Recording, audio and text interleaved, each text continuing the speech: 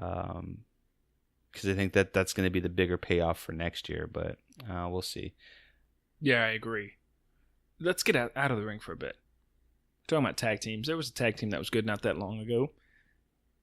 Enzo Amore and Big Cass, both unemployed now. Big Cass got the boot. Can't teach that. Not at all. So, what are you hearing about why he got the boot? The story is that Vince actually did the firing on this one here. And it kind of stemmed from it culminated from a few things. And again, this is just speculation, but the leading theories out there is that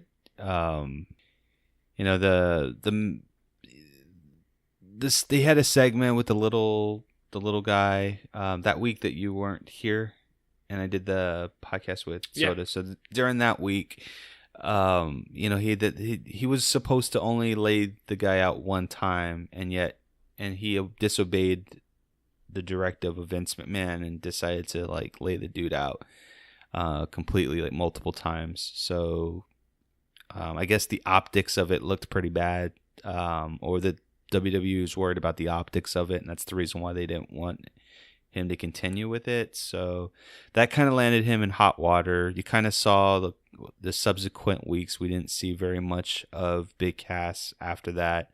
And then apparently there was an incident about a bus or airplane where he thought he was getting ribbed. When he opened the door hinge came off, and he thought he was getting ribbed, and he said some not so nice choice words about creative, and then the last but not least, he was supposed to show up, I guess, for a rehearsal with Kevin Dunn, and he didn't, and that ultimately was the last straw.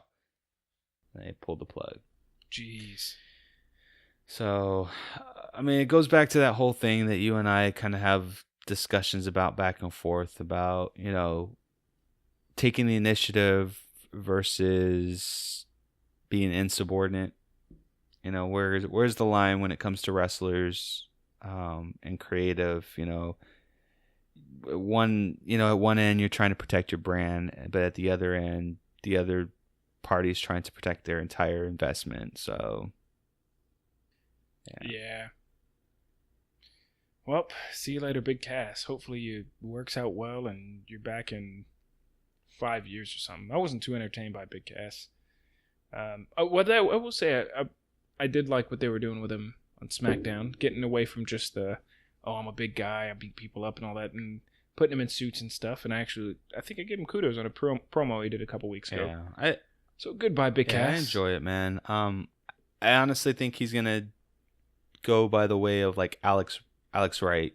I think that he's just gonna be in something completely different than wrestling, and we won't see him again.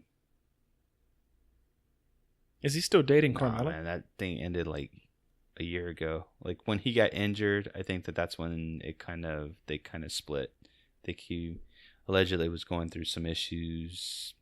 Sometimes when you get injured, you become miserable, and then you take it out on other people. It was kind of that type of scenario, allegedly.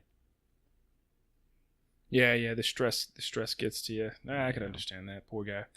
Well, it's good to see of their threesome that Carmella's still alive and blossoming and doing everything she needs to do. It's good for her.